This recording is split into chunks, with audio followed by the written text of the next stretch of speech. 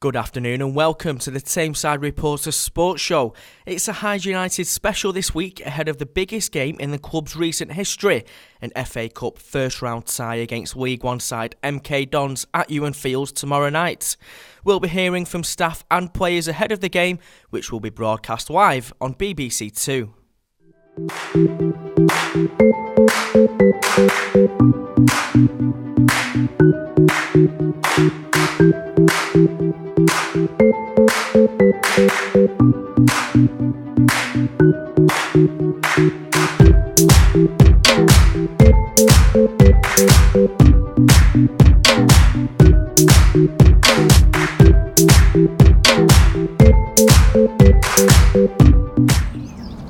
So the press conference at the Hyde United Social Club finished just a few moments ago.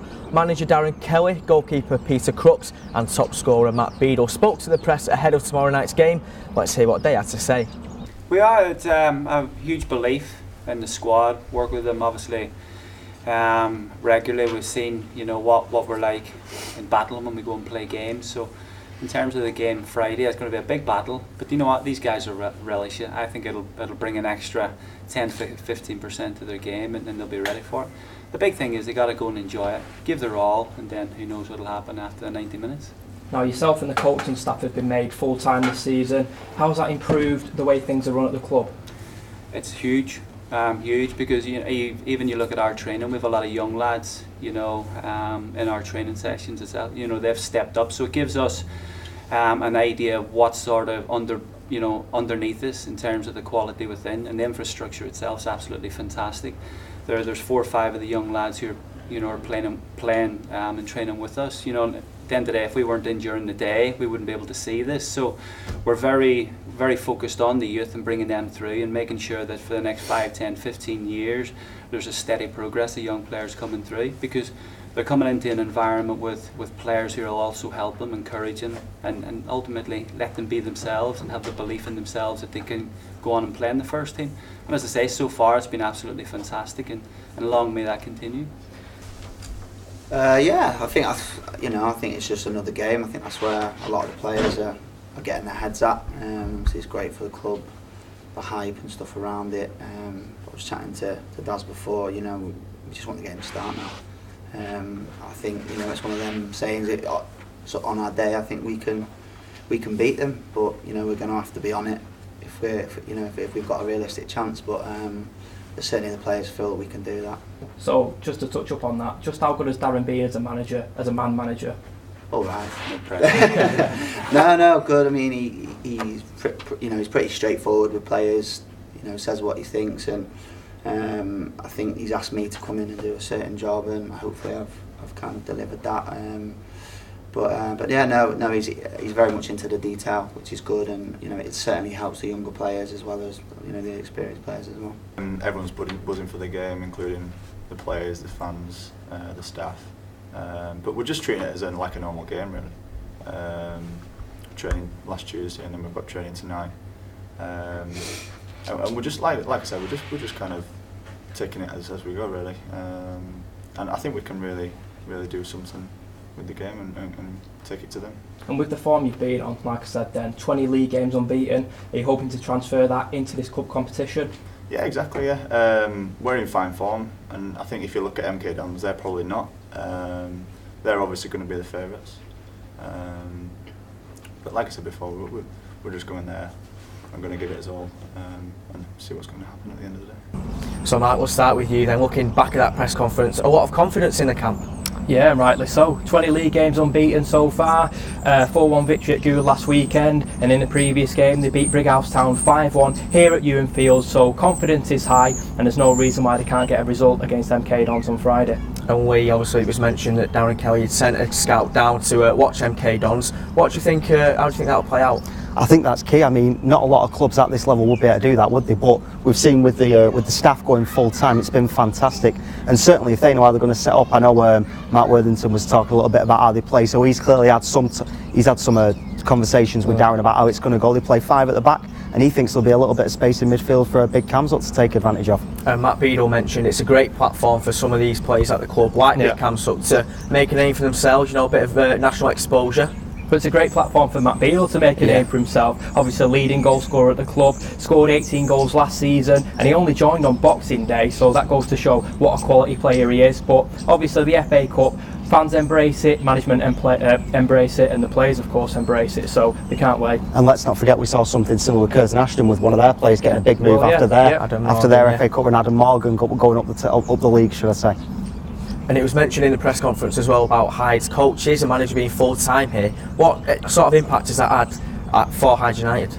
I think it can only improve a club of this stature if you go from part-time to full-time. It gives the managers more time to come up with tactics, gives them more time just to basically analyse everything that happened over the weekend and on Tuesday nights. They can plan forward. It gives them more time to develop players. I think we've seen already the benefits of this. I mean, 20 games unbeaten in the league, that is an outstanding run of form.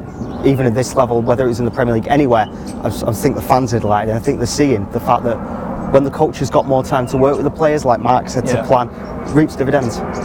Just to put in, obviously I'm a Stockport County fan, and a lot of people are saying that Jim Cannon can't work at the club because it's part-time at the moment. If you're only getting 2 hours on a Tuesday night and Thursday night training with these players, you're not going to be able to utilise their abilities properly, are you? And so we're hoping that the full-time coaching could be a bit of a leveller tomorrow night. Another one could be the pitch, plastic pitch here at Ewan Fields. We've talked about it in the past few weeks, but just what impact will that have on the game? Me personally, I think Hyde are obviously used to it now. Home form goes to show that, doesn't it? For MK Dons, they've been training on an artificial pitch for the past week, so maybe they'll adjust to it quite quickly. Who knows? I think it's quite interesting. It's a different conversation than what we usually have in the FA Cup. Usually at this time of year, if a non-league club got to this sort of stage of the FA Cup, you'd be talking about a rough pitch, boggy, things like that. But if you look at the surface behind, it's absolutely immaculate, isn't it? I mean, Hyde love playing on it.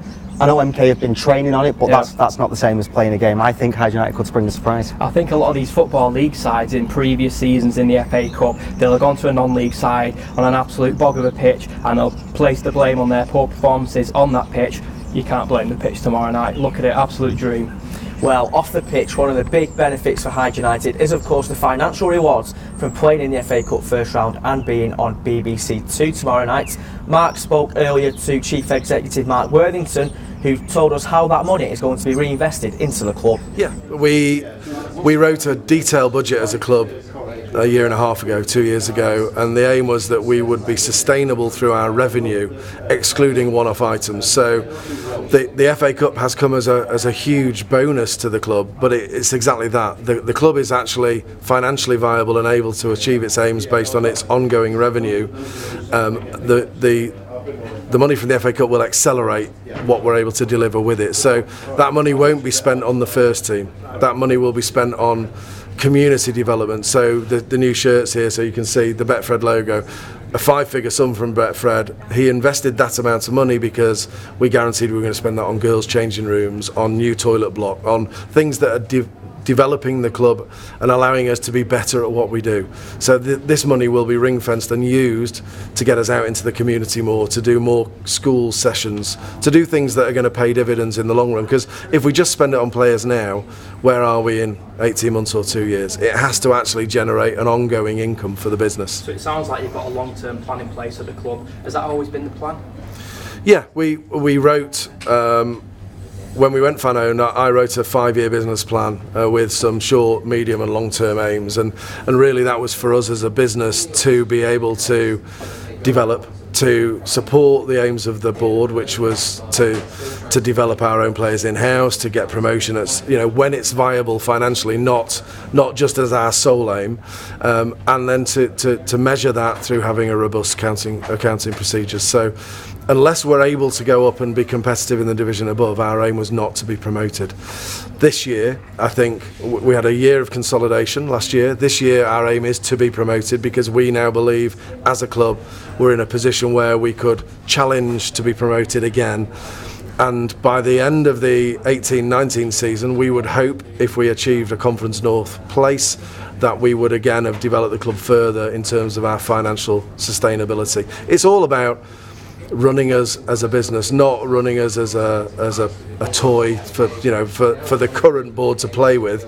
We need to be able to hand that over when we're voted off the board at some point in the future to people who will then take up the reins and hopefully continue to drive us on.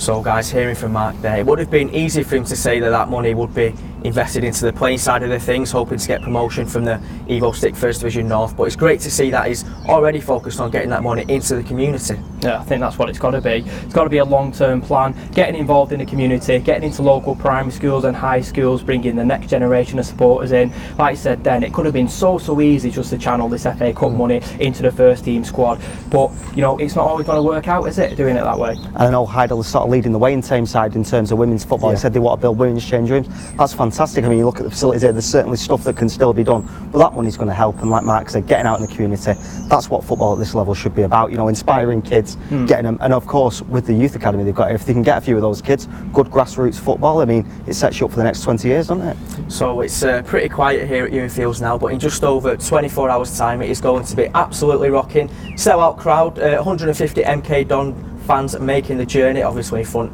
of the national cameras, BBC Two broadcasting the game. Mark said there he thinks it's going to be a 2-1 win for Hyde United, very confident. What about you guys? I think they can do it. I think they can win. Like Mark said, 2-1 win.